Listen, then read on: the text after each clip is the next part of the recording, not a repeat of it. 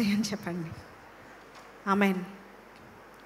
So ఈరోజు fathers day సందర్భంగా మనము జరిపించుకుంటా ఉన్నాము. అనేకమైన తండ్రులు వచ్చారు, అలాగే తండ్రులు మనందరికీ ఉన్నారు. సో వారిని గణపరచాలి. దేవుడు ఏం చెప్పాడండి, మనము ఈ భూలోకంలో ఉన్నప్పుడు మన తల్లిని తండ్రిని సన్మానించాలి, అప్పుడు నీకు మేలు కలుగుతుంది. బట్టి ఫాదర్స్ డే సన్మానించమని చెప్పట్లేదు, honour them as long as they live. Amen. Hallelujah. లూకాసు వార్త 15వ అధ్యాయము 20వ వచనం. వాడింకా దూరంగా ఉన్నప్పుడు తండ్రి వానిని చూచి కనికరపడి పరిగెత్తి వాని మెడ మీద పడి ముద్దు పెట్టుకొనెను. ఈరోజు ఈ యొక్క వర్డ్ బట్టి తండ్రి ప్రేమ ఏంటో మనకు తెలుస్తుంది. మన తండ్రి చెప్పండి, కనికరించే తండ్రి అని చెప్పండి. ఫర్ ఎవ్రీథింగ్ మనల్ని కనికరిస్తూ ఉంటాడు. ఆమెన్. సో ఆయన గురించి మనం కొన్ని విషయాలు మనం నేర్చుకున్నాం. వాడు ఇంకా దూరంగా ఉన్నప్పుడు, వాడు అంటే ఎవరు? తప్పిపోయిన కుమారుడు, తప్పులు చేసి దూరంగా ఉండి మరి అన్ని కోల్పోయినాడు. Everything he lost.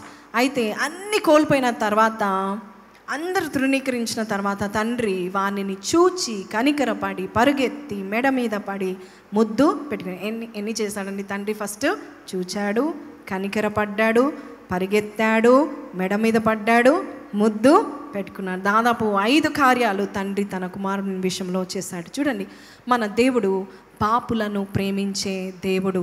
పైన భాగంలో మనం చూస్తే 2వ వచనం 15:2 ఒకసారి చద్దాము. పరిసయ్యులను శాస్త్రులను అది చూచి ఇతడు పాపులను చేర్చుకొని వారితో కూడా భోజనము చేయుచున్నాడని చాలా సనుకొని. పాపులను చేర్చుకున్నాడు. ఇక్కడ ఏమనుకుంటున్నారు వాళ్ళు? పాపులను చేర్చుకున్నాడంట.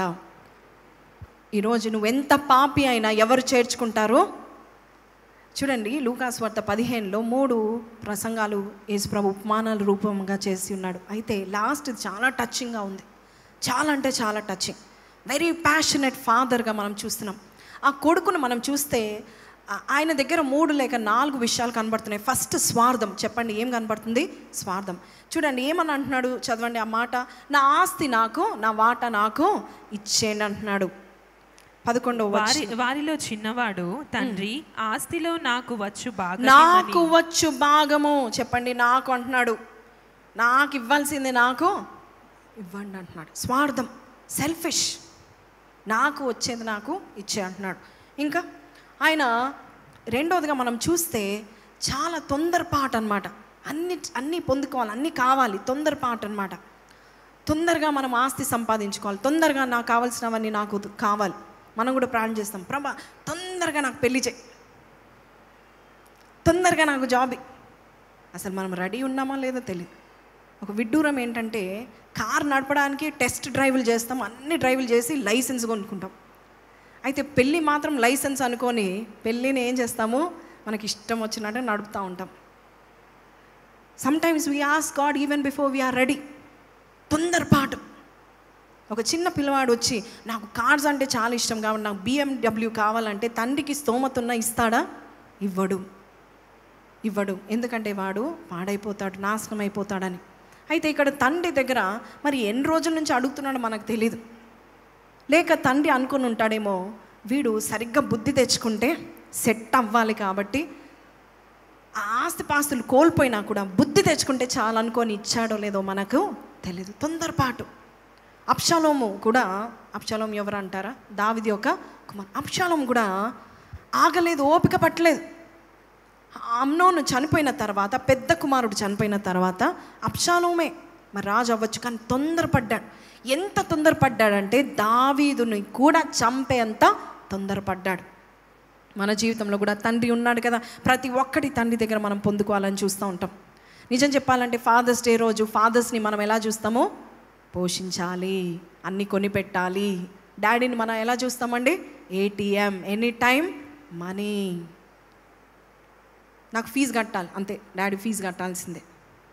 నేను ఇది నేర్చుకున్నాను, నాకు ఫీజు కట్టాలి, నాకు బైక్ కావాలి, నాకు కార్ కావాలి. ప్రతి ఒక్కటి మనము ఎలాగ తండ్రులను మనం అంటూ ఉంటాం. అయితే నిజానికి మనం తండ్రులను ప్రేమిస్తామా అనేది నాకు డౌట్. ఆడపిల్లలు అయితే తండ్రులను ప్రేమిస్తారు, ఎందుకంటే అని పోషిస్తూ ఉంటారు. They are weak. పోషిస్తాడు. అబ్బాయిలంట తల్లి ప్రేమనే గుర్తుపడుతూ ఉంటారు. అబ్బాయిలకి తెలుసు, వాళ్ళ అసలు ఎక్స్ప్రెస్ చేసుకోరు. అబ్బాయిలకి తెలుసు వారి యొక్క మనసు. తండ్రి కూడా అలా ఉంటారు అనుకోరు, తండ్రి ఎక్స్ప్రెస్ చేసుకోడు. మరి నాకు తండ్రి డాడీ అంటే ఇష్టం లేదంటారు. కానీ తండ్రి ఒక హృదయము కుమారుల మీద కుమార్తెల మీద పరితపిస్తూ ఉంటుంది.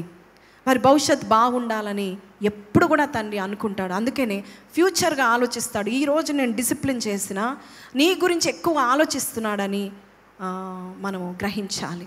ఒకవేళ నీ గురించి ఆలోచించే తండ్రి లేకపోయినా పరలోక తండ్రి ఉన్నాడు. ఈరోజు ఈ మాటలు చెప్తున్న నేను నా జీవితంలో I have a very good father, very strict father. ఎక్కువ కూడా మాకు సంబంధము ఉండేది కాదు. బట్ ఆయన ప్రేమను గుర్తుపట్టేదాన్ని, ఆయన ఎలాగ మమ్మల్ని పోషించాడో గుర్తుపట్టేదాన్ని. డాడీ ఒక మాట చెప్పేవారు, ఏమన్నానంటే, నేనున్నంతకాలం నా పిల్లలు జాబ్ చేయకూడదు అనేవాడు. సో అంతగా మరి మీరు పెళ్ళైనాక మీ భర్తలు ఓకే అయితే ఓకే, కానీ అయినా కూడా మీరు చేయకుండా ఉండాలని ఎక్కువ సపోర్ట్ సిస్టమ్ ఉండేది. ఎక్కువ కూడా డాడీ నిలబడేవాడు, పక్కన నిలబడేవాడు, ప్రొటెక్టివ్గా ఉండేవాడు. సో అలాగా ఆ తండ్రి ప్రేమను చూసినప్పుడెల్లా మనకు పరలోకపు తండ్రి గుర్తురావాలి. అయితే మన పరలోకపు తండ్రి ఇంకా ప్రేమిస్తాడని మీకు తెలుసా? ఇహలోకపు తండ్రులకు ప్రేమ కూడా పరిమితిగా ఉంటుంది. కొంచెం మటుకు శాశ్వత కాలం ఉండకపోవచ్చు. వారు కూడా అంతగా మన పరిపూర్ణంగా ప్రేమించకపోవచ్చు. కొన్నిసార్లు ప్రేమిస్తారు, కొన్నిసార్లు వారికి నమ్మకమును కూర్చుకొని దూరదేశమునకు ప్రయాణమైపోయి అచ్చట తన ఆస్తిని దుర్వ్యాపారము వలన ఆస్తిని ఏం చేశాడండి? దుర్వ్యాపారము. దేవుడు మనకిచ్చే ఆస్తి మన శరీరము దుర్వ్యాపారము. దేవుడు మనకి ఆస్తి మనకిచ్చే సమయము దుర్వ్యాపారం చేస్తాం. దేవుడు మన ఆస్తి మనకి ఏదైతే దేవుడు ఇచ్చాడో అది మనము జనరల్గా మనం దుర్వ్యాపారం చేస్తాము. అందుకే త్వరగా వచ్చే come easy go easy, I follow this motto. ఏదైతే త్వరగా వస్తుందో అంత త్వరగా అంత తేలిగ్గా అది వెళ్ళిపోతుంది. ఎవరైనా వచ్చి నేను నీకు 10 లక్షల లాటరీ ఇస్తానంటే ఎంత త్వరగా వస్తుందో అంత త్వరగా వెళ్ళిపోతుంది. కష్టపడి ఒకటి కూర్చుకొని ఆ 10 లక్షలు సంపాదించండి. దేవుడు నీ కష్టాన్ని మెచ్చి నీకు గృహాన్ని ఇచ్చేస్తాడు నీకు. ఎందుకంటే నీకు ఆ టాలెంట్, ఆ క్యారెక్టర్ ఉంది, ఆ బలం ఉంది, ఆ హార్డ్ వర్క్ ఉంది. నీ నేచర్ని దేవుడు చూసి, నీవు కష్టపడి నీ ఓపికను దేవుడు చూసి అనేకమైన దీవెనలు ఒకటి తర్వాత ఒకటి దేవుడు ఇస్తూ ఉంటాడు. మన తండ్రులను చూస్తే, మన తండ్రులు ఎప్పుడు కూడా వారు ఎప్పుడు సంతోషిస్తారు చెప్పండి? మనకి ఏదైనా కొనిపెట్టినప్పుడు వారు సంతోషిస్తారు కదండి, కదా? ఎస్ అనా? మమ్మీ వాళ్ళేమో వండి మనం తిండి అమ్మయ్య కడుపు నిండి పడుకున్నామంటే అప్పుడు తల్లికి తృప్తి. తండ్రికి ఎప్పుడు తృప్తి? ఇంట్లో అన్నీ ఉండాలి, పిల్లలకి అన్నీ ఉండాలని. ఏదైనా కొని పెడితే డాడీ నాకేం తేలేదా, డాడీ బయటకు వెళ్ళినప్పుడు డాడీ నాకు ఇది తీసుకురా అది తీసుకురా ఎంత డిమాండ్ చేస్తూ ఉంటాం కదండి. అలాగే మన దేవుడు కూడా అంతే. దేవుడు నీకు ఏదైనా గిఫ్ట్ ఇవ్వాలంటే ఆయన చాలా సంబరపడిపోతాడు, ఇస్తాడు, ఇష్టపడతాడు, ముచ్చటిస్తూ ఉంటాడు. He wants to give you good gifts. Amen. యాకోబు 1:17 ఏముందండి? మన పరలోకపు తండ్రి ఎలాంటి గిఫ్ట్స్ ఇస్తాడంట? మంచి ఈవులను మనకు దయచేస్తాడు. శ్రేష్టమైన ప్రతి ఈవియు, సంపూర్ణమైన ప్రతి వరము పర సంబంధమైన జ్యోతిర్మయుడగు తండ్రి యొద్ద నుండి వచ్చును. నీకు అన్నీ కూడా దేవుడు దయచేస్తాడు. ఎలా దయచేస్తాడు? ధారాంచుకోవాలి. ఎవరైతే దేవుడు మరి లేని చోటు ఉంటారో వారు కరువున్న చోట ఉంటారు. అంటే దేవుడు లేని చోట ఏముంటుంది చెప్పండి? కరువు ఉంటుంది. ఎప్పుడు కూడా నువ్వు తండ్రి యొక్క మరి ఆనవాళ్ళు నీకు కనబడతా ఉండాలి. తండ్రి నీకు ఉండాలి, ఆ విసినిటీలో ఉండాలి, ఆ అట్మాస్ఫియర్లో ఉండాలి. You need a father who will support you, protect you, forgive you, who will enrich you, who will give you everything what you need. తండ్రి అని పిలిస్తే చాలు, నేను ఉన్నాను అని దేవుడు చెప్పేవాడు. ఆమెన్. ఒకసారి ఒక భూకంపం వచ్చింది జపాన్లో. ఒక భూకంపం వచ్చింది. జపాన్లో భూకంపాలు బాగా వస్తాయి. ఎర్త్క్వేక్లో మరి స్కూల్లో ఉన్న పిల్లలు స్కూలు జరుగుతుండగా భూకంపం వస్తే ఆ స్కూల్లో ఉన్న కింద ఫ్లోర్ అంతా కూడా కదిలిపోయి అక్కడ చిన్న బిడ్డలు, ప్రైమరీ సెక్షన్లో ఉన్న పిల్లలందరూ కూడా భూమిలోకి వెళ్ళిపోయారు. అంటే మట్టి వచ్చేసింది, అంతా కప్పేసింది. అది 2-3 గంటల వరకు ఎవరికి తెలియలే. 1 గంట 2 గంటల తర్వాత అప్పుడు వార్త తెలిసింది ఏంటంటే ఆ స్కూల్లో భూకంపం ద్వారా పిల్లలు కనబడట్లేదని. ఆ టైంలో అక్కడున్న తల్లిదండ్రులు పరిగెత్తుకుంటా భయపడుకుంటూ వస్తూ ఉన్నారు. అంతా వెతికారు. వాళ్ళ పిల్లలు, కొంతమంది పిల్లలు కనబడలేదు, కొంతమంది దాదాపు ఒక 15-20 మంది పిల్లలు కనబడలేదు. వాళ్ళు చూసి ఏడ్చుకొని ఇంటికి వెళ్ళి దారుణంగా ఏడుస్తూ బాధపడుతూ తల్లులు బాదుకుంటూ రొమ్ములు బాదుకుంటూ ఏడుస్తూ ఉంటున్న సమయంలో ఒక్క తండ్రి మాత్రం అక్కడే తిరుగుతూ ఉన్నాడంట. ఆ ఎర్త్క్వేక్ జరిగిన విసినిటీలో అక్కడక్కడే తిరుగుతూ ఉన్నాడు. అక్కడ తిరుగుతూ ఉంటుండగా ఆయన కేకలు వేస్తున్నాడు, నా కుమారుడా నువ్వు ఉన్నావు, నాకు తెలుసు. నీకు ఒకవేళ నా శబ్దం వినిపిస్తే కదులు, మాట్లాడు, కేకలు వేయు అని చెప్తూ ఎప్పుడు వరకు అంటే రాత్రి 9 అయిపోయింది. ఆ 9 o'clock సమయానికి ఆయనకు ఒక స్వరం వినిపించింది, డాడీ. ఏం వినిపించింది? డాడీ. వెంటనే ఆయన ఒక్కడే ఉన్నాడు కాబట్టి వెంటనే తవ్వి చూస్తే వాళ్ళ కుమారుడు కొన్న ఊపిరితో ఆ మట్టంతా ముక్కులో పడిపోయి డాడీ అనగానే ఆయన వెంటనే ఆ అబ్బాయిని తీసుకోగానే అప్పుడు అంతా బాగా చేసి అంతా చెవులో ఉన్నది అంతా తీసేసి అప్పుడు కుమారుని చూసి ఏడ్చి ఎత్తుకున్నప్పుడు ఆ కుమారుడు అంటాడంట, నాకు తెలుసు డాడీ నువ్వు వస్తావని. I know you are always around me. నా చుట్టూ నువ్వు ఉంటావని నాకు తెలుసు. ఇంకా 10 మంది ఇంకా 15 మంది ఉన్నారంటే వారు వెంటనే సపోర్ట్ని తీసుకొచ్చి ప్రతి ఒక్కరిని బయటికి తీశారంట. ఎవ్వరు చనిపోకుండా ఉన్నారంట. ఒక్క తండ్రి చేసిన సాహసం బట్టి, ఒక్క తండ్రి చేసిన సాహసం. మన దేవుడు కూడా అంతే. నువ్వు వెళ్ళిపోకూడదు, పారిపోకూడదు, పాడైపోకూడదు, నాశనం పోకూడదు, నువ్వు క్షీణించిపోకూడదు, నీ జీవితం పాడు చేసుకోకూడదు. He messed up his life. ఈ ప్రాడిగల్ సన్, ఈ తప్పిపోయిన కుమారుడు లైఫ్ని భయంకరంగా పాడు చేసుకున్నాడు, మెస్అప్ అయిపోయాడు, ప్రాస్టిట్యూట్స్కు వెళ్ళిపోయాడు. ఆ దుర్వ్యాపారంలో ఆస్తి అంతా కాజేశాడు, ఎవ్రీథింగ్ ప్రతి ఒక్కటి కాజేశాడు. ఏమీ లేనివాడుగా ఎలాగైపోయాడు చూడండి. కింద బైబిల్లో రాయబడింది, అక్కడ అదంతే ఖర్చు చేసిన తర్వాత కరువు రాగా ఇబ్బంది పడసాగి వెళ్ళి ఆ దేశంలో ఒకని చెంత చేరాడు. ఎవరో ఒక దగ్గరికి వెళ్ళాడు. ఆయన ఏం చేశాడు? పందులు మేపుటకు తన పొలంలోనికి వానిని పంపెను. ఏం మేపడానికండి? ఈయన ఎవరు? రాకుమారుడు అలా జీవించాడు. మంచి కుటుంబంలో ఉన్నవాడు, మంచిగా బ్రతికినవాడు, ఏ తక్కువ లేదు, ఏ తక్కువ చూడదు. ఆయన క్రిందనే 100 మంది పనులు ఉన్నారు. అటువంటి స్థితిలో ఆయన తండ్రికి దూరం అయిపోయి, తండ్రి అంటే ఎవరు చెప్పండి? మన దేవుడు. దేవుడిని దూరం చేసుకున్న తర్వాత మనము దేవునికి దూరం అయిన తర్వాత ఎప్పుడు గుర్తుపెట్టుకోండి, మన దేవుడు జీవాధిపతి, జీవాన్ని ఇచ్చేవాడు, జీవితాన్ని ఇచ్చేవాడు, ఫ్యూచర్ని ఇచ్చేవాడు, భవిష్యత్తుని ఇచ్చేవాడు. మన ఆశ భంగం కానేరకుండా మనకు ఒక మంచి భవిష్యత్తుని ఇచ్చేవాడు మన తండ్రి. ఆయనకు మనం దగ్గరగా ఉండాలి. ఆయనకు దూరంగా ఉంటే మనం అన్నీ కోల్పోతాం. Everything we will lose. అన్నీ కోల్పోతాం. మన నేర్పరితనాన్ని కోల్పోతాం, మన జ్ఞానాన్ని కోల్పోతాం, సెన్సిబుల్గా మాట్లాడము, సెన్సిబుల్గా జీవించలేము. ఆ కరువులో ఆయన పందులను మేపడానికి, చూడండి, పాపం చేసేవారు ఏం మేపుతారండి? పందులు పాపంతో సమానము. పందులు ఏం చేస్తాం? బురదలో దొరలాడుతూ ఉంటాయి. పందులు పాపం చేసేవారితో సమానము.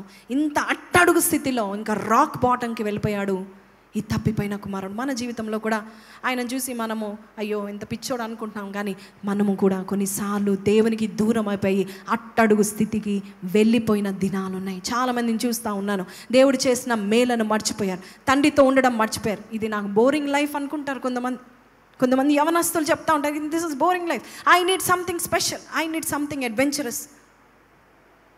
పిచ్చి పనులు చేసిన వారు లేరా? పాపం అంటండి అల్పకాలవ పాప భోగమని దేవుని యొక్క వాక్యంలో ఉంది. అల్పకాల పాపము తర్వాత దుఃఖకాలం అనేది ఎప్పుడూ వస్తూనే ఉంటుంది. Each time we sin we go closer to death. ప్రతిసారి మనం పాపం చేసినప్పుడు మరణానికి దగ్గర అవుతాం. ప్రతిసారి మనం పాపం చేసినప్పుడు మన మీదున్న మహిమ వెళ్ళిపోతుంది, కిరీటం వెళ్ళిపోతుంది.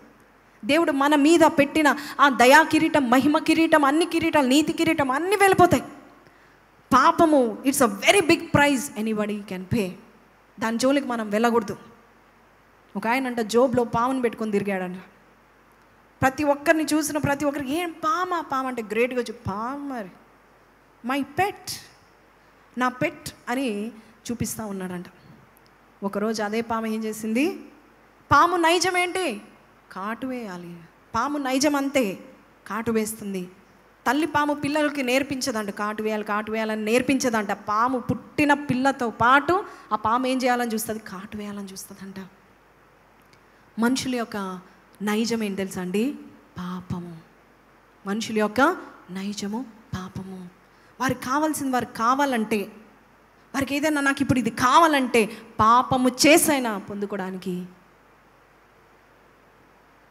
ఒక ఆయన చెప్తా ఉన్నాడు, పాము కూరల్లో విషం ఉంటుంది, తేలు తోకలో విషం ఉంటుంది, కానీ మనిషి నిలువెల్లా విషమే అంట.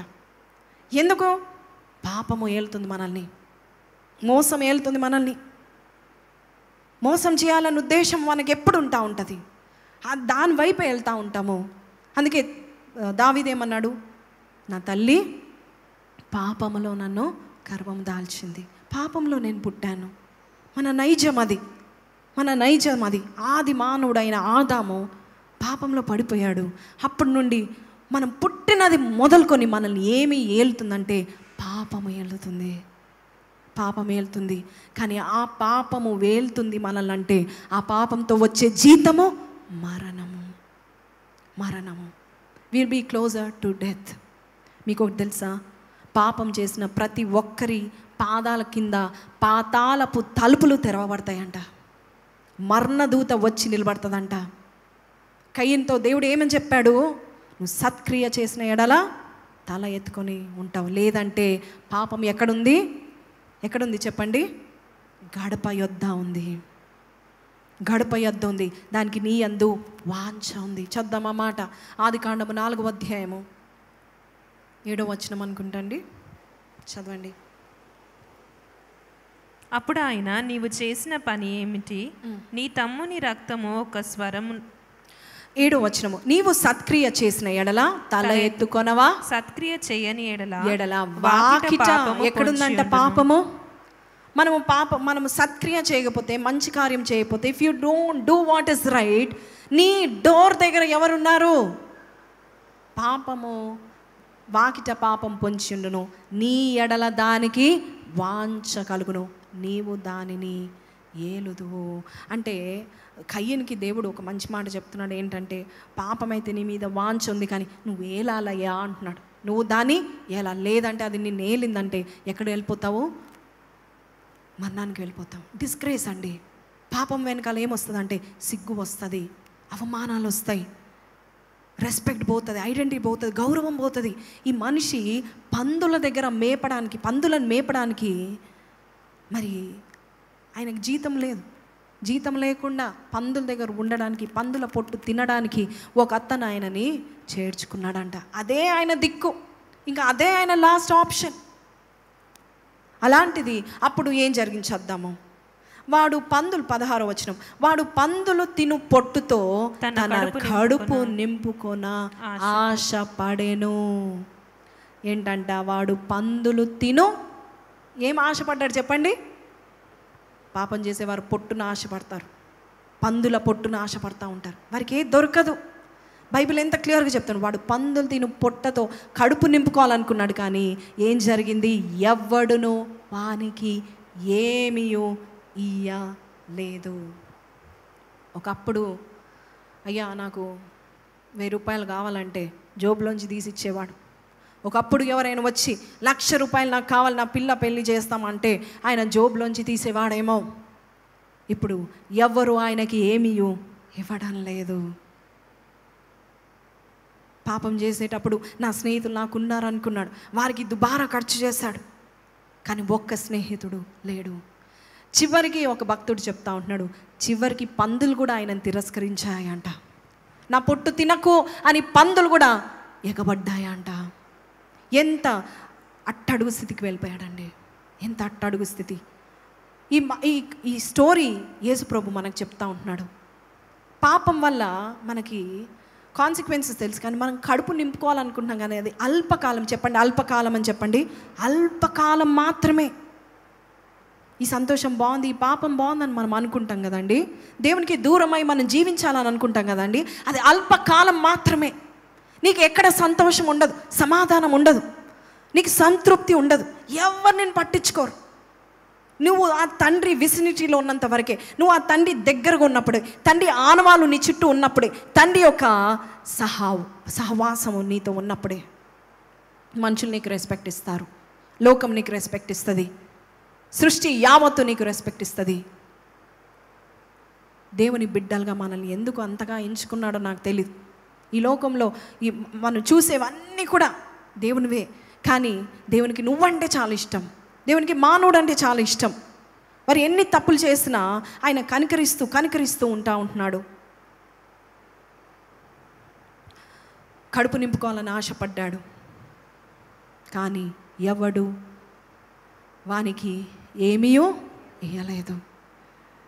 అయ్యో, నాకు ఎంత ఉండింది ఇంట్లో, ఎంతమంది పనివారు ఉన్నారు, నాకు ఎంత డబ్బు ఉండేది, ఎంత హోదా ఉండేది, ఎంత బలం ఉండేది, ఎంత ఘనం ఉండేది. మనుషులు నన్ను చూసిన వెంటనే ప్రతి ఒక్కరు లేచి ప్రైజ్ లార్డ్ చెప్పేవారు, గుడ్ మార్నింగ్, నమస్తే చెప్పేవారు, నమస్కారం ఇప్పుడు ఏమైంది నా పరిస్థితి? దేవునికి దూరంగా వెళ్ళిపోయాను, దేవుని ఇంటికి దూరంగా వెళ్ళిపోయాను, నా పేరు లేదు, ఊరు లేదు. కష్టకాలంలోనికి మనము వెళ్ళిపోతాం. నిజం చెప్పాలంటే మనల్ని జ్ఞాపకం చేసుకునే వారు ఎవరు ఉండరు.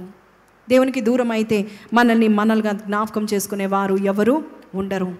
ఆస్తి అంత పాడు చేసుకొని ఉన్నా కూడా తండ్రిని విడిచిపెట్టకుండా ఉంటే బాగుండేదేమో, ఈ పందుల పొట్టు తినే పరిస్థితి ఉండేది కాదేమో. ఇంకా చద్దాం 17వ వచనము. అయితే బుద్ధి వచ్చినప్పుడు వాడు, నా తండ్రి యొద్ద ఎంతో మంది కూలివాండ్రకు అన్నము సమృద్ధిగా ఉన్నది, నేనైతే ఇక్కడ ఆకలికి చచ్చిపోవచ్చున్నాను. ఇక్కడ దేవుని యొక్క ఐశ్వర్యాన్ని గుర్తు చేస్తూ ఉంటుందండి. ఏమంటున్నాడు? అయితే బుద్ధి వచ్చినప్పుడు. ఇందాక విన్నాం బుద్ధి, చెప్పండి బుద్ధి అని చెప్పండి. When he came back to his senses. So పాపం చేస్తే మన సెన్స్లెస్గా ఉంటాం. మనం పాపం చేసే వారు అందరూ కూడా ఫూలిష్గా ఉంటారు, మూర్ఖంగా చేస్తూ ఉంటారు. అయితే when he came back to his senses, ఒక్కొక్కసారి దేవుడు మన సెన్సెస్లోకి రావడానికి ఏం చేస్తాడు? ఒక దెబ్బ వేస్తాడు. హల్లెలూయా. పైనుంచి మరి ఒక తండ్రి కుమారుని పిలుస్తూ ఉన్నాడంట. పిలుస్తుంటే వాడు పలకట్లేదు, ముందుకు వెళ్ళిపోతూ ఉన్నాడు, ఏదో లోకంలో ఉన్నాడు. తండ్రి ఏం చేశాడు? 100 రూపాయల నోట్లు పడేశాడంట. 100 రూపాయల నోట్లు, నా కళ్ళ ముందు పడింది ఈరోజు, ఎంత అదృష్టమని 100 రూపాయల నోట్లు ఎవరు చూడకముందే లోపల పెట్టుకుని ఇంకా ఫాస్ట్గా వేగంగా వెళ్ళిపోతున్నాడంట. ఏంటి వీడు ఇలా చేశాడని మళ్ళీ ఏం చేశాడు? 1000 రూపాయల నోటు చుట్టి ఇలా పడేశాడు. పడేయంగానే అది కూడా ఏం చేశాడు? చక్కగా జోబులో పెట్టుకున్నాడు. తండ్రి పిలిచే పిలుపుకు లోబట్టలేదు. అప్పుడు తండ్రి ఏం చేశాడు? మీ అందరికి తెలుసు, ఒక రాయి తీసుకొని పడేయాలని తల మీద కొట్టాడు. అప్పుడు అబ్బా ఎవడరా కొట్టింది అని పైకి చూశాడంట. తండ్రి నేనే, పైకి రా అన్నాడంట, నా దగ్గర ఉండు, నాతో సహవాసం చేయి అన్నాడంట. దేవునితో సహవాసం చేయడానికి కొన్నిసార్లు దేవుడు మనల్ని పిలిచినప్పుడు మనం వెంటనే లోబడాలి. This call is not a normal call. దేవుడిని పిలిచే పిలుపు అది నార్మల్ కాలింగ్ కాదు, అది మామూలు పిలుపు కాదు. దేవుడు తను ఏర్పాటు చేసుకొని పిలుచుకుంటాడంట. తల్లి గర్భమనందే రూపింపబడక మునుపే నీవు ఎవరో ఎరిగిన దేవుడు నేను తల్లి గర్భమందే నేను పిలుచుకుంటాడంట. ఇర్మియా 1:7-8-9 మనం చూస్తాం. తల్లి గర్భమందే you are special to God. He calls you. ఆయన పిలిచినప్పుడు నువ్వు ఉండాలి, ఆయన ప్రక్కన ఉండాలి. ఒక మాట చెప్పనా అండి, యాయీరు ఎంతమందికి తెలుసు? జైరస్ తెలుసు కదండి, మిగతా వాళ్ళకి తెలీదా? తెలుసా అండి? ఎవరైనా ఆయనకి ఎంతమంది పిల్లలు ఉన్నారు? ఒకతే కుమార్తె ఉంది. ఆ అమ్మాయి ఎన్ని సంవత్సరాలు? 12 years. ఓకే, ఇక్కడ నుంచి వస్తుందా? అమ్మాయికి ఏమైంది? జ్వరము వచ్చి, విపరీతమైన జ్వరం వచ్చి ఆల్మోస్ట్ చనిపోవడానికి సిద్ధమవుతుంది. ఓకే, ఇది మనకు తెలుసు. యాయీరు ఎక్కడికి వెళ్తాడు? తండ్రి ఎక్కడికి వెళ్తాడు? యేసయ్య దగ్గరికి వెళ్తాడు. యేసయ్య దగ్గరికి వచ్చి ఏమని అంటాడు? అయ్యా యేసయ్యా, ప్లీజ్ మా ఇంటికి వచ్చి నా చిన్న పాపని మీరు ముట్టండి, స్వస్థపరచండి, చనిపోతుందయ్యా అనే మాట యాయీరు చెప్తాడు. యేసయ్య ఏమంటాడు? సరే పద లెట్స్ గో అన్నాడా? అన్నాడు. సరే పద లెట్స్ గో అని బయలుదేరుతూ ఉంటుండగా అక్కడ కొంచెం డిలే అయింది. మరి ఇంకొక స్త్రీ వచ్చి 12 సంవత్సరాల నుంచి రక్తస్రావం గల స్త్రీ ఆయన అంగిని ముట్టుకోవడం వల్ల, ఆమెతో సంభాషించడం వల్ల కొంచెము డిలే అయింది. యాయీరు ఎక్కడున్నాడు? అక్కడే ఉన్నాడు. హల్లెలూయా, అక్కడే ఉన్నాడు. ఎక్కడున్నాడు? యేసయ్య చెంతనే ఉన్నాడు. హల్లెలూయా, హల్లెలూయా. మీకేం అర్థమవుతుంది? ఒకవేళ ఇక్కడ డిలే చేస్తున్నాడు, నేను పరిగెత్తుకుంటూ వెళ్ళి యేసయ్య ఇంక రాడు, వేరే వైద్యుల దగ్గరికి వెళ్తాననే బుద్ధి మనకుంటుంది. యాయిరు అనే ఎంత విశ్వాసము! దేవుడు ఆశ్చర్యపడిపోయేంత విశ్వాసం ఏంటి తెలుసా? ఆయన యేసయ్య పక్కనే ఉన్నాడు, కూతురు అక్కడ చనిపోతుంది. He was there beside God. ఆయన చుట్టూ తిరుగుతూ ఉన్నాడు, ఇలాగా వెయిట్ చేస్తుంది, వస్తాడు ఇంక వస్తాడని. చాలాసేపు అయిపోయింది.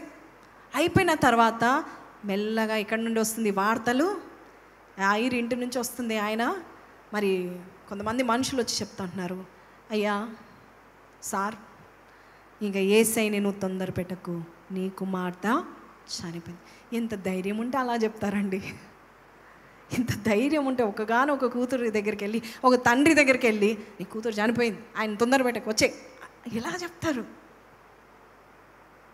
నాకు తెలిసి యాయిరు చేతులు, కాలు, హృదయం అంతా కూడా వణికిపోయిందని నేను అనుకుంటున్నా. 12 ఏళ్ళ ఒక్కగానొక కూతురు చనిపోయిందని చెప్పినప్పుడు అప్పటికైనా యాయిరు పరుగులు పరుగులు పరుగులు తీసి, ఫస్ట్ నేను చూడాలి, నిజంగా చనిపోయింది, అసలు చెప్పేది కరెక్టేనా? యేసయ్యని అక్కడ వదిలిపెట్టి వెళ్ళాడా? వెళ్ళలేదు. హి డెంట్ లీవ్ జీసస్. అప్పుడు యేసయ్య ఏమన్నాడు? ఆయన వైపు తిరిగి, ఇక్కడ నుండి వార్త వచ్చింది, అక్కడ యేసయ్య ఆల్రెడీ ఒక వ్యక్తితో మాట్లాడుతున్నాడు, ఇక్కడ నుండి వార్త వచ్చి ఈయనకి చెప్తా ఉంటున్నాడు, అయ్యా నువ్వు యేసయ్యని తొందర పెట్టకు, ఆమె చనిపోయింది, నువ్వు తొందర పెట్టకు, వచ్చే మిగతా కార్యక్రమం చే అన్నప్పుడు యేసయ్య ఆమెతో మాట్లాడడం చాలించి వారి వైపు చూడకుండా ఎవరు వైపు తిరిగాడు? పక్కనున్న యాయిరు వైపు తిరిగి జస్ట్ బిలీవ్ అన్నాడు, అంతే. హల్లెలూయా. నమ్ము, నువ్వు నమ్మితే చాలు. నువ్వు నా ప్రక్కనున్నావు, నాతో ఉన్నావు, నాతో నడుస్తున్నావు, నేను నీతో పాటు ఎక్కడికి వస్తున్నాను? ఇంటికి వస్తున్నాను. హల్లెలూయా, హల్లెలూయా. యేసే ప్రక్కనుంటే నీకేం జరుగుతుంది? జీవితం ఉంది, జీవం ఉంది, సమృద్ధి ఉంది, స్వస్థత ఉంది. Don't leave God side. ఎక్కడికి వెళ్ళినా దేవుని పట్టుకొని వెళ్ళండి. అట్లాని పబ్కి వెళ్ళారు, దుష్టుల ఆలోచన చెప్పున నడవక, అపహాసకులు, అపవిత్రమైన స్థలాల్లో దేవుడు ఉండడానికి ఇష్టం లేదు. అయినా నిన్ను రక్షించడానికి అక్కడ కూడా వస్తాడు. మన దేవుని ప్రేమ అంతది. నేను ఒక చిన్న గొర్రె అంట, ఏంటండి, ముళ్ళ పొద్దల మధ్యలో ఇరుక్కుంటే యేసుప్రభు ఏం చేశాడు? 99 మంచి గొర్రెలను పక్కబెట్టి ఆ చిన్న గొర్రె కొరకు వెతుకుంటూ వెళ్ళి దాన్ని కాపాడాడు. యాయిరు తన జీవితంలో చేసిన మంచి కార్యం ఏంటి చెప్పండి? దేవుడు లేని చోట ఆయన లేడు, దేవుడు ఉన్న చోట ఆయన ఉన్నాడు. అందుకనే దేవుడు ఉన్న చోట ఆయన ఉన్నాడు కాబట్టి యాయిరుతో పాటు దేవుడు ఎక్కడికి వెళ్ళాడు? ఇంటికి వెళ్ళిపోయాడు. ఆ బిడ్డను ముట్టాడు, తల్లితా కూమి అన్నాడు. వెంటనే లేచి కూర్చుని, నానా ఆకలి అవుతుంది అన్నదంట. హల్లెలూయా. ఎంత సంతోషం అండి, ఎంత అద్భుతం. You be around Jesus, don't be far from him. పొద్దున ఉదయం ఒక పాట పాడాం, మా చెల్లెలు అలాగే మా మర్దిగా రాసిన పాట, మరవద్దు మరవద్దు, ఆయన చెంతకు రా, ఆయన ఇంటికి రా. ఆయన లేని చోట మనం ఉండకూడదు. మనం ఆయన సన్నిధిలో ఉంటే ఎంత భాగ్యమో, ఎంత ధన్యత. ధన్యత అన్న మాటకి మన తెలుగు వాడుక భాషలో ఏంటి తెలుసా అండి? అదృష్టం. ఎంత అదృష్టం. Don't be away from God. ఇంకా దేవుడు మనకి ఏం చెప్తున్నాడు? యెహోషువ 1:8-9 ప్రకారం, నువ్వు ఎక్కడికి వెళ్తావు అక్కడ నేను వస్తాను, నీ మార్గం అంతట్లో నేను నీకు తోడుగా ఉంటాను. 31 ఇర్మియా గ్రంథము 3వ వచనంలో ఏముంది చూడండి, చక్కని అద్భుతమైన మాట తండ్రి చెప్తా ఉంటాడు. ఇర్మియా 31:3. చాలా కాలం క్రిందట యెహోవా నాకు ప్రత్యక్షమై ఇట్లా, నేను శాశ్వతమైన ప్రేమతో నేను నిన్ను ప్రేమించుచున్నాను కనుక విడువక నీ ఎడల కృప చూపాను అన్నాడా? చూపుచున్నాను. శాశ్వత కాలం, ఒక్కరోజు విడిచిపెట్టేది కాదు. ఉదయకాల సర్వీస్లో మేము అన్నాం, అందరిని అడిగినా కూడా చెప్తారు, మీ డాడీ ఎంతవరకు మిమ్మల్ని ఎత్తుకున్నారంటే 1 year 2 years 3 years 5 years, మా అయితే 10 years. ఆ తర్వాత ఎత్తుకున్నారా? కానీ మన దేవుడు ముదిమి వచ్చు వరకు మనల్ని ఎత్తుకొను వాడు. హల్లెలూయా. ఎలాగ ఎత్తుకుంటాడు, ఎలాగ తీసుకెళ్తాడు చూడండి. డ్యూట్రానమీ 131, ద్వితీయోపదేశకాండం 1:31లో దేవుడు చెప్తున్నాడు తన ప్రజల్ని ఎలాగ తీసుకెళ్తాడంట. ఐగుప్తులోను అరణ్యంలోను మీ కొరకు చేసినట్టు మీ పక్షముగా యుద్ధము చేయును. మీరు ఈ చోటికి చేరు వరకు, మీరు ఏ చోటుకైతే వెళ్ళాలో ఆ చోటుకి చేరే వరకు మీరు వచ్చిన మార్గం అంతటిలోను మనుషుడు తన కుమారుని ఎత్తుకొన్నట్లు మీ దేవుడైన యెహోవా మిమ్మును ఎత్తుకొని వచ్చిన సంగతి మీరెరుగుదురని మీతో చెప్పి తిని. Hallelujah. Can I have everything on the screen? Okay. So ఇక్కడ మనం చూస్తూ ఉంటుండగా తండ్రి ఏమని చెప్తున్నాడు? మార్గం అంతట్లో ఉన్నాడండి. నీ మార్గం అంతట్లో, నీ జర్నీ అంతట్లో, నువ్వు ఇక్కడ ఈ లోకంలో ఎంత వరకు నువ్వు జీవిస్తున్నావో నీ జర్నీ అంతట్లో ఆయన ఉంటాడంట. నీకు తెలియకపోవచ్చు, ఆయన నీ తండ్రి కాబట్టి హీఈస్ వాచింగ్ ఓవర్ యూ. నీ మీదే దృష్టి ఉంది ఆయనకి. ఆయన నీ తండ్రి కాబట్టి హీఈస్ వాచింగ్ యూ. చెప్పండి, హీఈస్ వాచింగ్ మీ అని చెప్పండి. నా పక్షంగా నా దేవుడు ఉన్నాడని చెప్పండి. నా మార్గంలో అంతట్లోనూ ఆయన నాకు తోడుగా ఉన్నాడని చెప్పండి. మార్గం అంతట్లో ఎలా ఉన్నాడంటే తోడు, మనుషుడు తన కుమారుని ఎత్తుకున్నట్లు మీ దేవుడని యెహోవా మిమ్మును ఎత్తుకొని వచ్చిన సంగతి. ఎత్తుకొని వస్తూ ఉంటున్నాడు. How many of you all are not from Hyderabad here? హైదరాబాద్లో లేని వారు ఎంతమంది ఉన్నారు ఇక్కడ? అంటే ఊరు నుంచి వచ్చిన వారు అనుకోండి, మీ స్వగ్రామం కాదు ఇది. ఎంతమంది ఉన్నారు? వావ్, ఇంతమంది ఉన్నారు. హైదరాబాద్ వాళ్ళందరూ రండి. ఇంతమంది మీ అందరినీ దేవుడు ఎలాగ తీసుకొచ్చాడు తెలుసా? చెప్పాలి. ఎత్తుకొని ఇక్కడికి తీసుకొచ్చాడు. హల్లెలూయా. ఎత్తుకొని తీసుకొచ్చాడు. నీకు తెలియకపోవచ్చు, పరలోక రాజ్యం వెళ్ళినాక ప్రభా ఎలా ఎత్తుకున్నావు చూపించాను. ఆయన రెక్కలు చూపిస్తాడు. బాములు ఉండవు రెక్కలు, బలమైన ఆయన రెక్కల కింద. జెఫన్యా 3:17 ఏముంది? ఆయన ఎలాగ తీసుకొస్తాడు. అలాగే ద్వితీయోపదేశకాండం 4:31 కూడా ఉంది, లైక్ ఎన్ ఈగల్. చదువుదాం జెఫన్యా 3:17. చాలా మందికి ఇది దేవుడు ప్రామిస్గా ఇచ్చున్నాడు. నీ దేవుడైన యెహోవా నీ మధ్య ఉన్నాడు. ఎలా ఉన్నాడు మన మధ్యలో? ఆయన శక్తిమంతుడుగా చెప్పండి. శక్తిమంతుడు అని చెప్పండి. ఎవరు నమ్మట్లేదు కదా? నీ ప్రక్కనే ఉన్నాడు యేసయ్య. బాధపడతాడు నువ్వు నమ్మకపోతే. ఆయన ఎక్కడ ఉన్నాడు చెప్పండి? నా పక్కనే. నా ప్రక్కన నా భార్య ఉంది కదా అనుకుంటున్నారు. లేరులేండి. ఎవరున్నారు నీ పక్కన, నీ మధ్యలో? ఆయన ఎలా ఉన్నాడు? శక్తిమంతుడు. ఎందుకున్నాడు? నిన్ను రక్షించు. ఆయన బహు ఆనందంతో నీ అందు సంతోషించు. నీ అందు తనకున్న ప్రేమ బట్టి శాంతము వహించి నీ అందలి సంతోషము చేత ఆయన హర్షించును. Hallelujah, hallelujah. So the lord is there not to rebuke you. ఇంగ్లీష్లో ఉంది చూడు, in his love he will not to rebuke. నీ పక్కన ఉన్నది. కొన్నిసార్లు కొంతమంది తండ్రులు బాగా స్ట్రిక్ట్ ఉంటారండి, భయంకరంగా స్ట్రిక్ట్ ఉంటారు. డాడీ వచ్చాడంటేనే ఉన్న బ్రెయిన్ ఊడిపోతుంది, నల్లిఫై, మొత్తం నల్ అయిపోతాం మనం, అలా అయిపోతాం. కొంతమంది అలాగ పెంచుతూ ఉంటారు. మా డాడీ కూడా నన్ను బెల్ట్ తీసుకొని కొట్టేవాడు, కానీ ఎంత కొట్టాడు అంత ప్రేమించేదాన్ని, అంత ప్రేమిస్తున్నాను. హల్లెలూయా. సో హీ డిసిప్లిన్స్ అస్. కానీ మన దేవుడు అలా కాదు. మన మధ్యలో ఎందుకున్నాడంటే ఆయన మన పట్ల ఒక గ్రేట్ డిలైట్తో ఉన్నాడంట, సంతోషంగా ఉన్నాడంట. నీ ప్రక్కన కొన్నిసార్లు మన సొంత తండ్రి, నువ్వు వేస్ట్ గాడివి, లేకపోతే వాడిని చూడు వీడిని చూసని తండ్రులు ఏం చేస్తూ ఉంటారండి, మనల్ని హీనపరచవచ్చు ప్రేమతోనో మరి ఏంటో మనకు తెలియదు. కానీ మనం బాగుపడాలని మనకు తెలియదు. కొన్నిసార్లు మనల్ని వారు అవమానపరచవచ్చు. కానీ మన దేవుడు ప్రేమతో, తనకున్న ప్రేమను బట్టి శాంతం వహించి మనతో ఉంటున్నాడంట. శాంతం వహించి కోపాన్ని అణుచుకొని మనతో ఉంటున్నాడంట.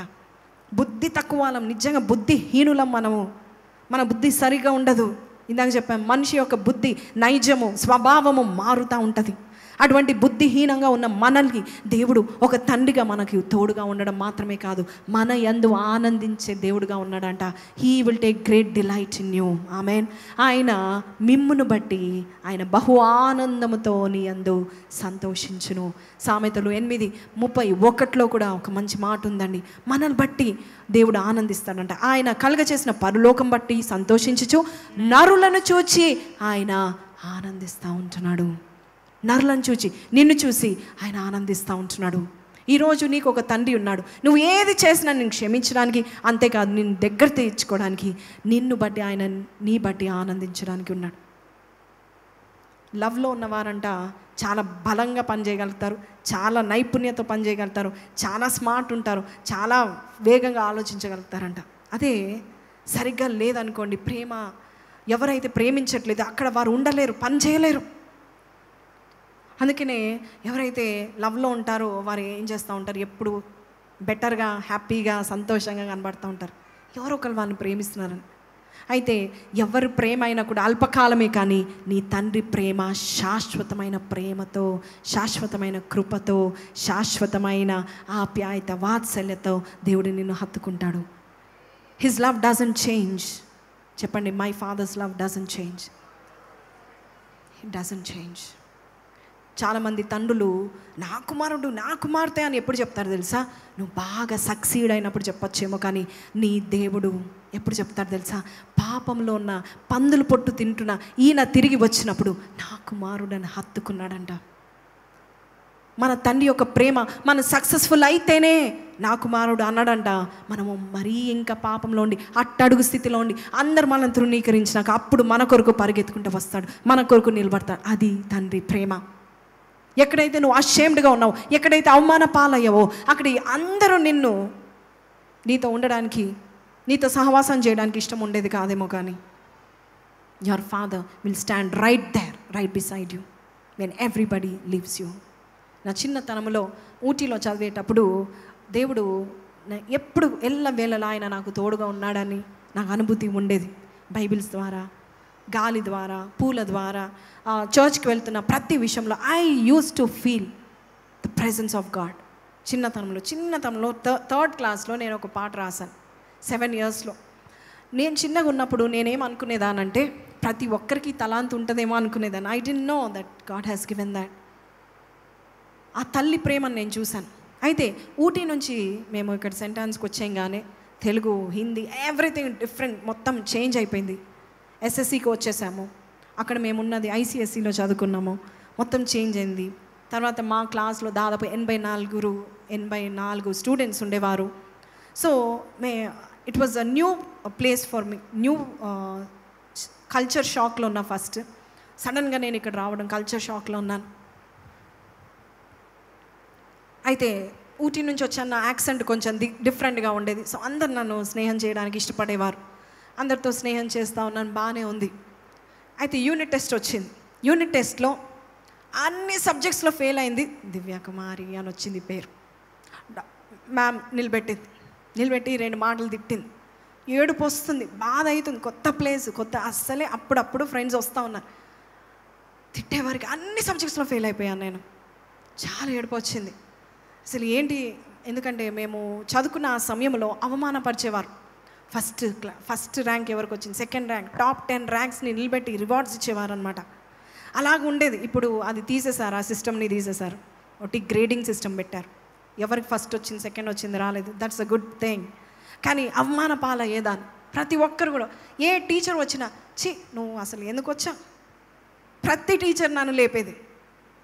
ప్రతి టీచరు నన్ను లేపి, why did you get 0, why did you get 1 mark, why did you get single digit mark అని లేపేది.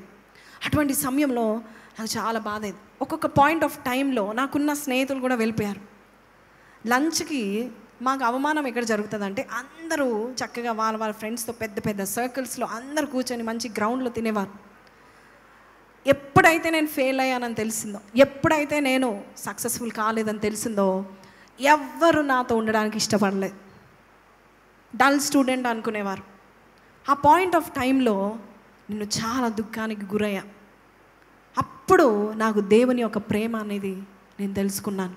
ఒంటరిగా తిన్న రోజులు ఉన్నాయి. లంచ్ బాక్స్ చెట్టుకో గుట్టకో ఎక్కడో ఎవ్వరు లేని ప్రదేశంలో త్వరగా వెళ్ళి 2 ముద్దలు తిని మళ్ళీ ప్యాక్ చేసుకొని బాత్రూమ్కి వెళ్ళినట్టు వాష్రూమ్కి వెళ్ళి అలాగా టైంపాస్ చేసి కరెక్ట్ బెల్ రింగ్ అయ్యే వరకే క్లాస్లో వచ్చి కూర్చునేదాన్ని. ఎంతో ఒంటరితనంతో ఉండేదాన్ని. అటువంటి సమయంలో నేను స్కూల్కి వెళ్ళడానికి ఇష్టం ఉండేది కాదు. ప్రార్థన చేసేదాన్ని, ప్రభా I last all my friends, నాకు ఇక్కడ ఎవ్వరూ తెలియదు, నేను ఒంటరిగా వెళ్ళాలి, ఒంటరిగా రావాలి. కానీ ప్రభువు మాత్రం ఎప్పుడు నాకు తోడుగా ఉన్నాడనే అనుభూతి అక్కడ కూడా నాకు తెలిసేది. ఒక్కొక్క పాయింట్ ఆఫ్ టైంలో అసలు మా టీచర్స్ ఎలా ఉండేవారంటే, అప్పట్లో మరి మేము గాడ్ బ్లెస్ యూ మ్యామ్ అని చెప్పేవారం. గుడ్ మార్నింగ్ గుడ్ ఆఫ్టర్నూన్ కంటే గాడ్ బ్లెస్ యూ మ్యామ్ అని చెప్పేవారం.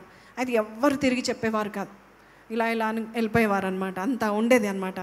అలాంటిది దేవుడు నాతో ఉన్నాడనే అనుభూతి ఎప్పుడైతే, దేవా నువ్వు నాతో ఉన్నావు, నాకు ఎవరు లేదు, you are my friend, if you are there that's enough అని నేను ఆ చిన్న వయసులోనే నేను ప్రార్థన చేసినప్పుడు ప్రిన్సిపల్తో సహా టీచర్స్తో సహా వారు నేను వచ్చేటప్పుడు నిలబడి గుడ్ మార్నింగ్ అమ్మా, హౌ ఆర్ యూ అనేవారు.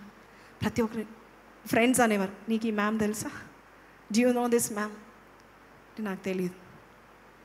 అప్పుడు నేను రుచి చూశాను, దేవుడు నిజంగానే మనకి తోడుగా ఉన్నప్పుడు, మనుషులు మనల్ని నిజంగా మన సక్సెస్ఫుల్ ఉన్నప్పుడు ఏంటండి, బెల్లం చుట్టూ చీమల వల్ల ప్రతి ఒక్కరు ఉంటారు.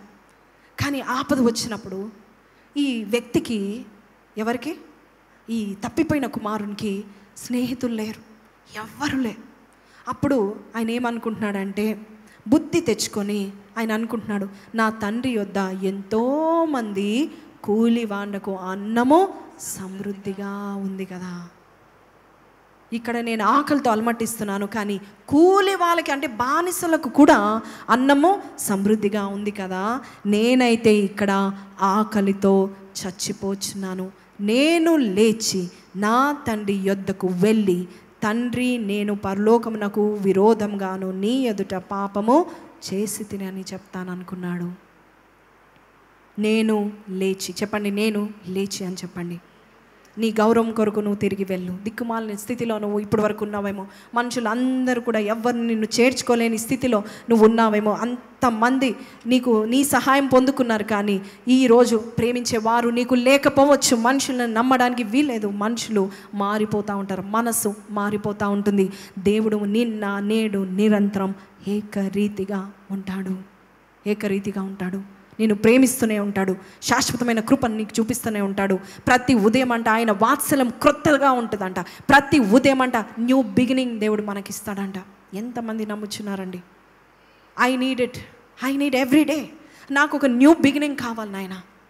గతంలో చేసిన మిస్టేక్స్, గతంలో చేసిన పాపాలు, చిన్న మిస్టేక్స్, టైం వేస్ట్ కానీ ఏదైనా కాడ, I don't want to repeat it in future lord, I need you అని నువ్వు దేవుని సని, నేను లేచిన తండ్రి యొద్దకు నేను వెళ్తాను. ఒక్క నిశ్చయం తీసుకోండి చాలు, ఒక్క నిశ్చయం చాలు.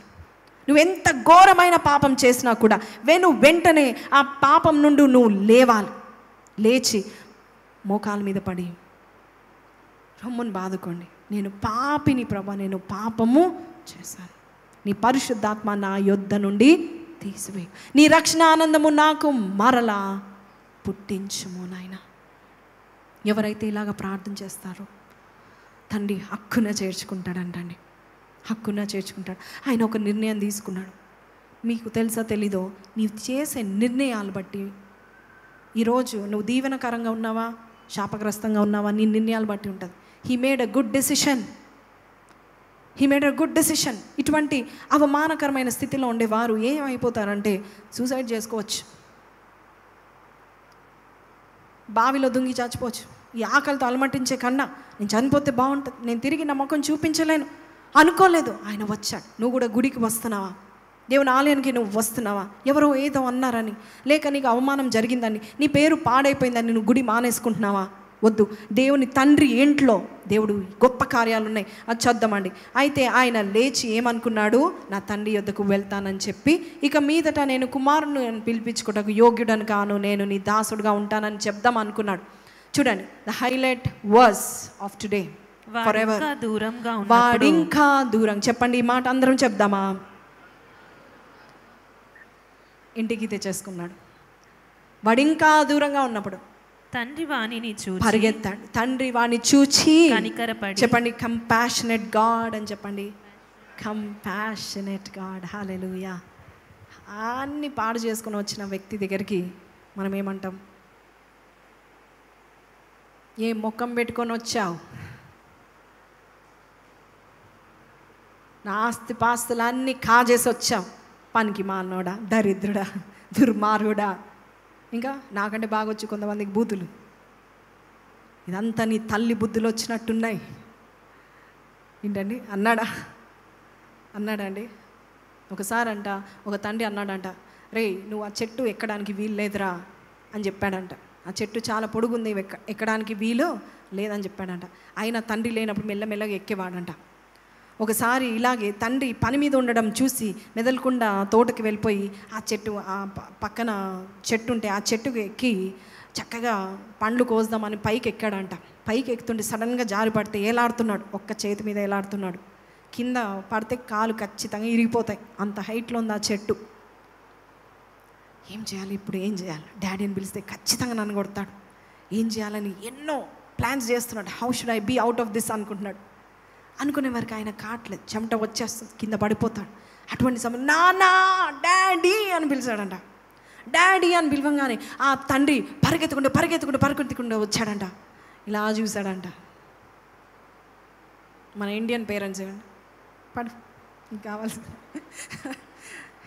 నీకు కావాల్సిందంట కదండి. లేకపోతే దింపిన తర్వాత కట్టబట్టుకుని కాళ్ళ మీద. కానీ ఆ తండ్రి ఏంటి, ఎక్కద్దన్నా కదా ఎందుకు ఎక్కావు అని కూడా అనలేదంట. ఎందుకు ఎక్కావురా అని కూడా అనలేదంట. మన తండ్రి కూడా అంతే.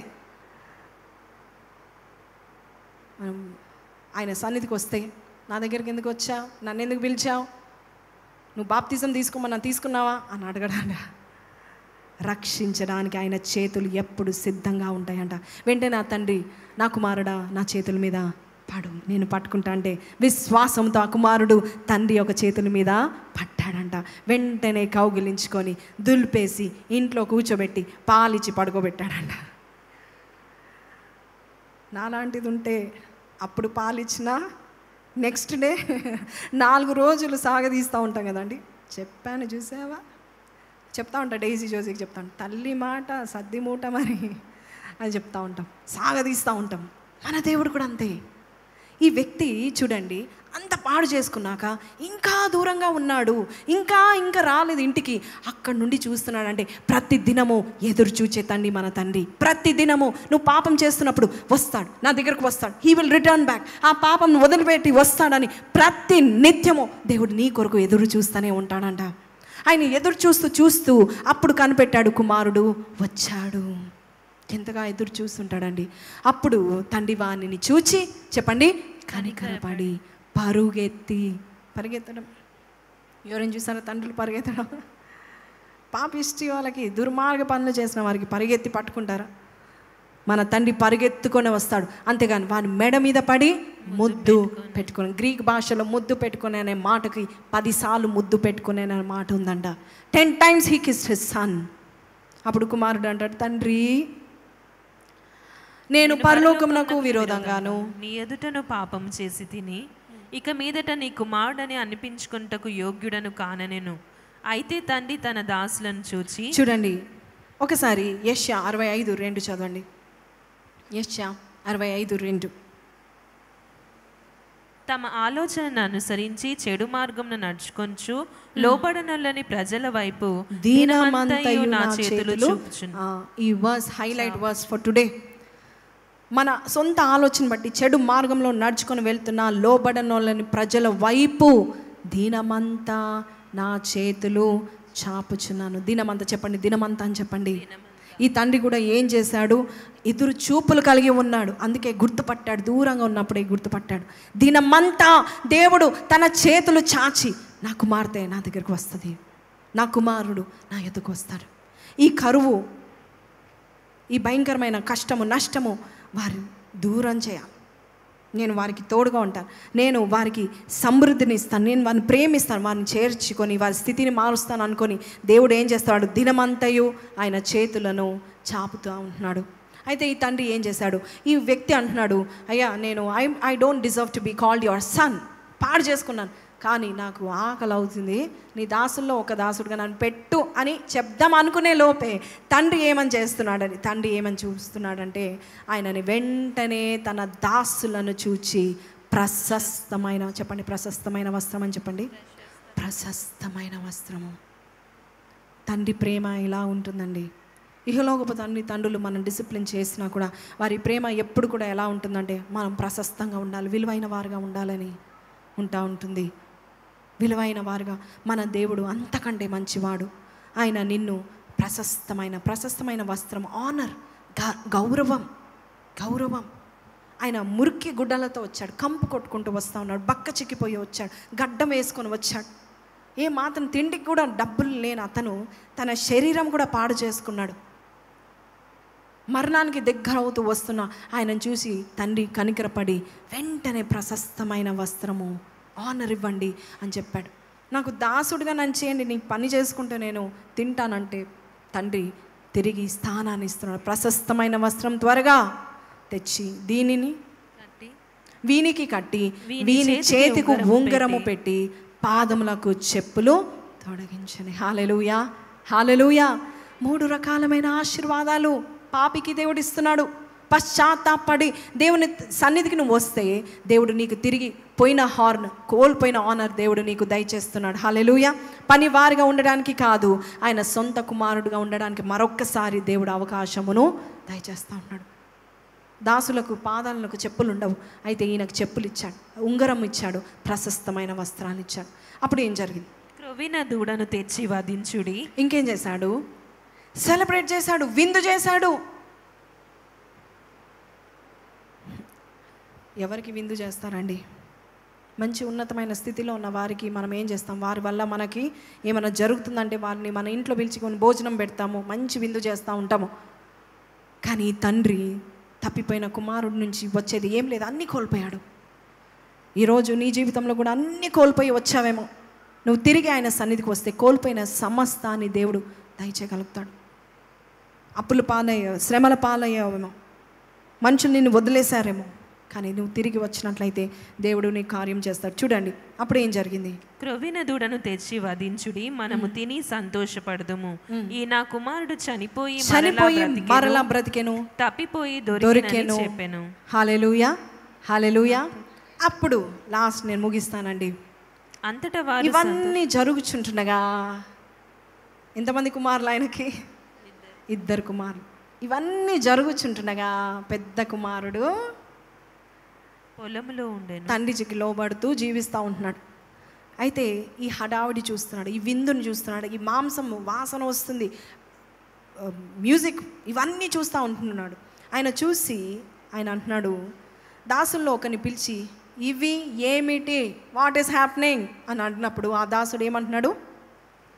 నీ తమ్ముడు వచ్చి ఉన్నాడు, అతడు తన యొద్దకు సురక్షితంగా వచ్చినందున నీ తండ్రి క్రొవ్విన దూడను వధించెన నేను. అయితే అతడు కోపపడి లోపలికి వెళ్ళనొల్లకపోయాను గనుక అతని తండ్రి మళ్ళా వెలుపలికి వచ్చాడు. ఇక్కడ 2 మనస్తత్వానికి మంచి తండ్రి చూడండి ఎంత మంచిగా ఉన్నాడండి.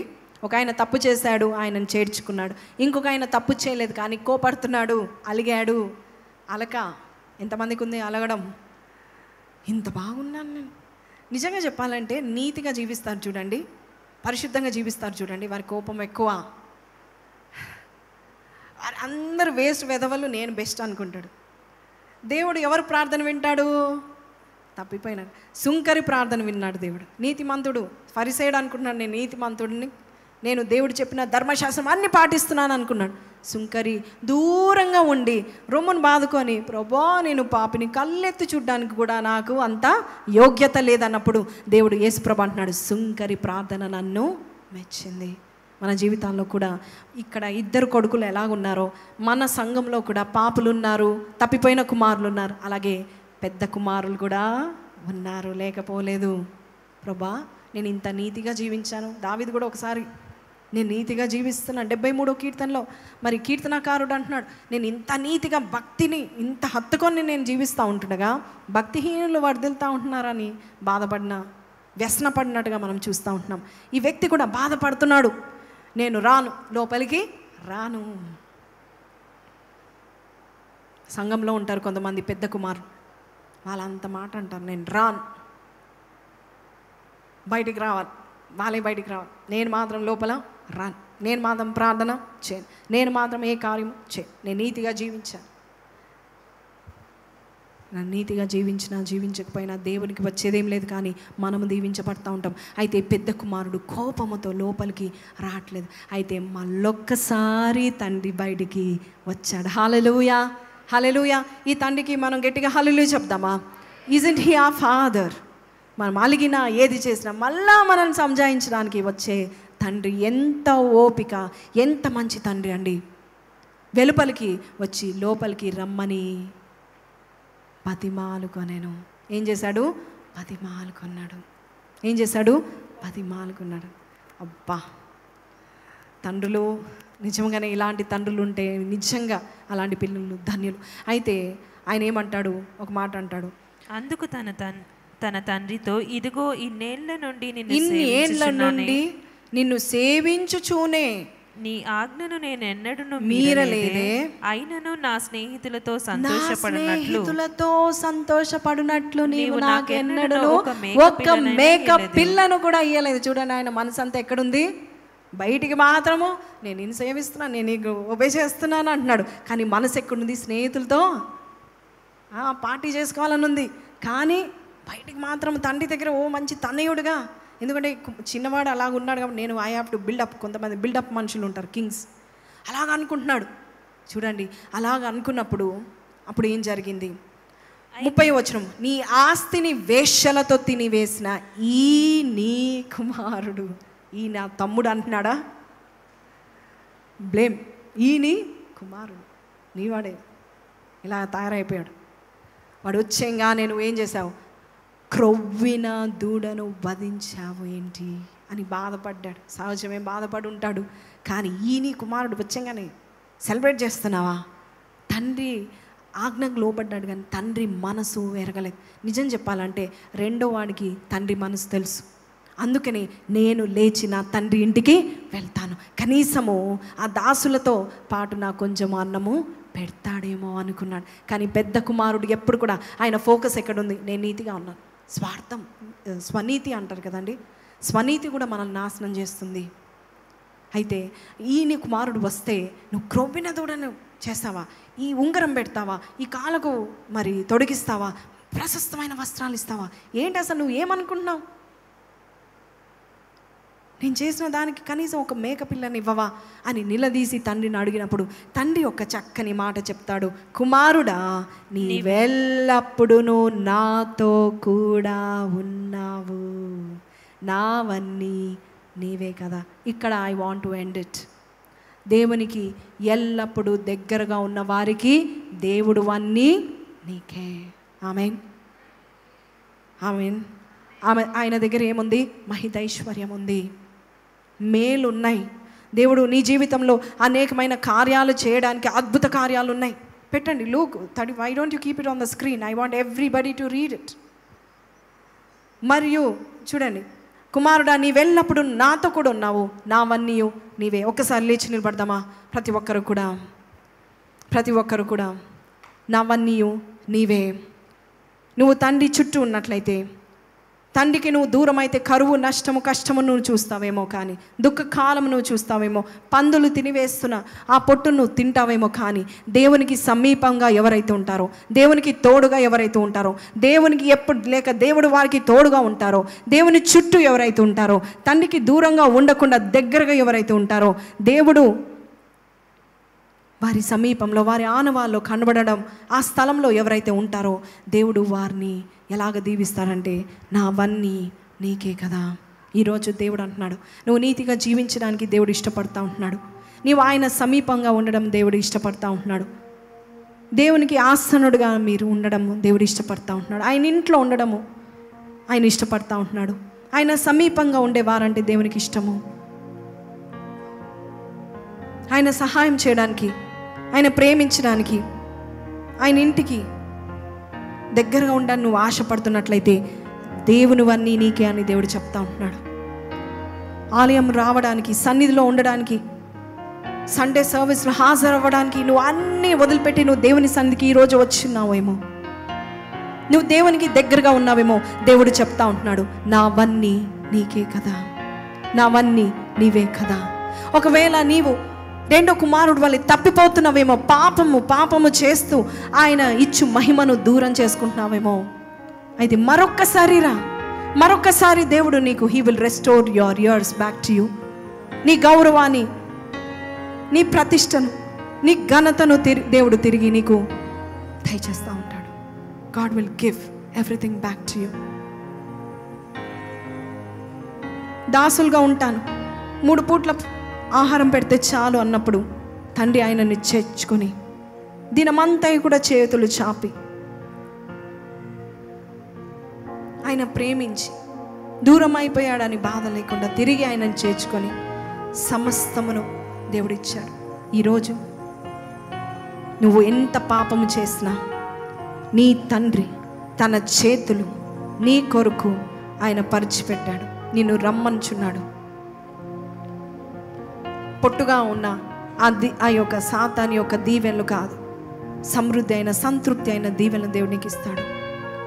ఈరోజు కూడా నేటికి కూడా ప్రేమ గల దేవుని యొక్క చేతులు చూస్తున్నావా?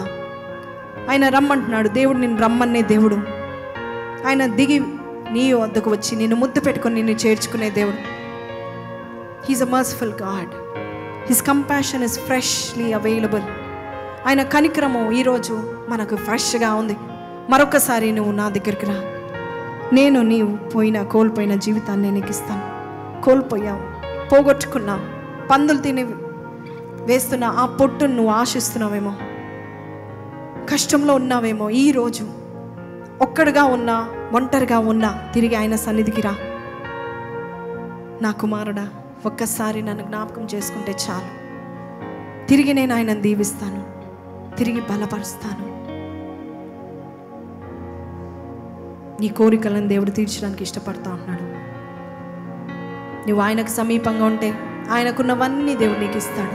ఆయనకున్న అధికారం, శక్తి, పవర్, బలము, ఆశీర్వాదం, నెమ్మది, సమాధానము, సంతృప్తి, తృప్తిని, సమృద్ధిని దేవుడు దయచేస్తాడు. జ్ఞానమును దయచేస్తాడు. పరిశుద్ధాత్మ శక్తిని ఇస్తాడు. నీతిగా జీవించడానికి ఇష్టపడు. ఒకవేళ తప్పిపోయినా కూడా ఈ రోజైనా మరొక తీర్మానం తీసుకో. నేను నా తండ్రి ఇంటికి వెళ్తాను, నేను నా తండ్రి వద్దకి చేరుతాను, నేను సేవకుడిగా చేరుతాను అంటే దేవుడు అంటున్నాడు, నీవు నా కుమారుడువే. ఇంకా you are still the son of this house, you are still the daughter of this house, you are still my own children. నా సొత్తువు నువ్వు అని దేవుడు చెప్తా ఉంటున్నాడు.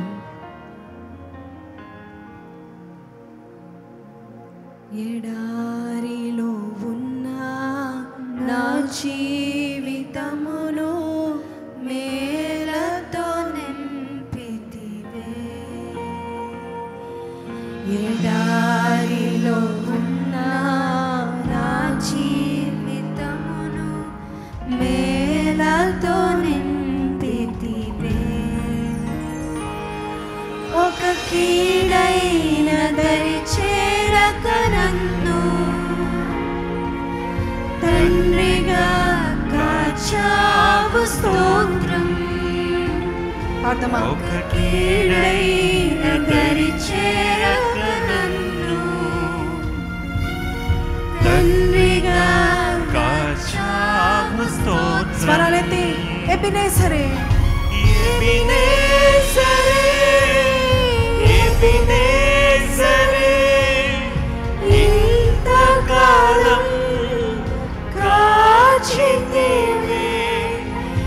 ఎబినేసరే, ఎబినేసరే, నా తోడువై నడచితివే. స్తోత్రం, స్తోత్రం, స్తోత్రం. కను పాపగా కాచితివే. స్తోత్రం, స్తోత్రం నాయనా. స్తోత్రం, స్తోత్రం, స్తోత్రం. కౌగిల్లో దాచితివి, కౌగిల్లో దాచితివి. స్తోత్రం. నేను నా ఇల్లు, నా ఇంటి వారందరూ మానక స్తుతించెదము. నేను నా ఇల్లు, నా ఇంటి వారందరూ మానక స్తుతించెదము. నీ కను పాపవలె నన్ను కాచి, నీ చెదరక మోసావు. స్తోత్రం. నీ కను పాపవలె నన్ను కాచి, నీ చెదరక మోసావు. స్తోత్రం. పాడతామా ఒకసారి? ఎబినేసరే, ఎబినేసరే, తండ్రి అయిన దేవుడు నీ ఎబెనేజర్గా ఉన్నాడు కదా. ఇంతకాలం కాచిన దేవుడు, కన్ను రెప్పవలే నేను కాపాడిన దేవుడు, నేను స్తుతిస్తున్నావా? హల్లెలూయా యేసయ్యా. అయ్యా నువ్వు ఎంత ప్రేమ గల దేవుడవు నాయన ప్రభా, నావన్నీ నీకే అని చెప్పిన దేవుడవు నాయన ప్రభా. తప్పిపోయిన వారిని సహితము చేర్చుకునే దేవుడవు, పాపులను ప్రేమించే దేవుడవు నాయన ప్రభువా. నన్ను చేర్చుకున్నందుకు నీకు వందనాలు నాయన.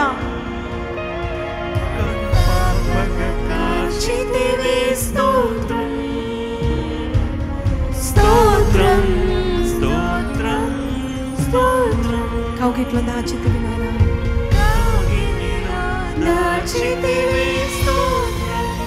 పరిశుద్ధ మహోన్నతుడు తండ్రి, ఈరోజు తండ్రి ప్రేమను మాకు చూపించావు నాయన.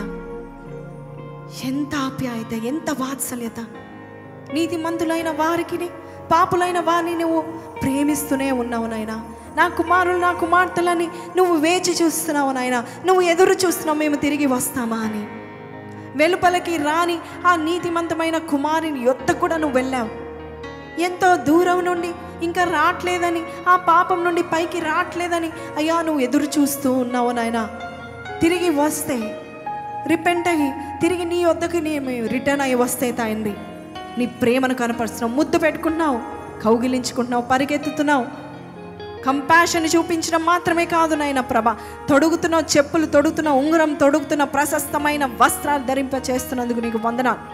మాలాంటి పాపని ఎవరు క్షమించలేరు, కానీ నీవు క్షమించే తండ్రిగా ఉన్నావు నాయన ప్రభ. 86 కీర్తన దయా దాక్షిణ మూర్తివి నాయన ప్రభ తండ్రి. అయ్యా నీ కోపం నిమిషం మాత్రమే, కానీ నీ వాత్సల్యము నాయన ప్రభ తండ్రి యేసయ్యా. మేమే పాటి వారము, మాలో ఏమి చూసి ఇంతగా ప్రేమిస్తున్నావు నాయన. ఇంతటి ప్రేమ మా వైపు నువ్వు చూస్తున్నావు నాయన.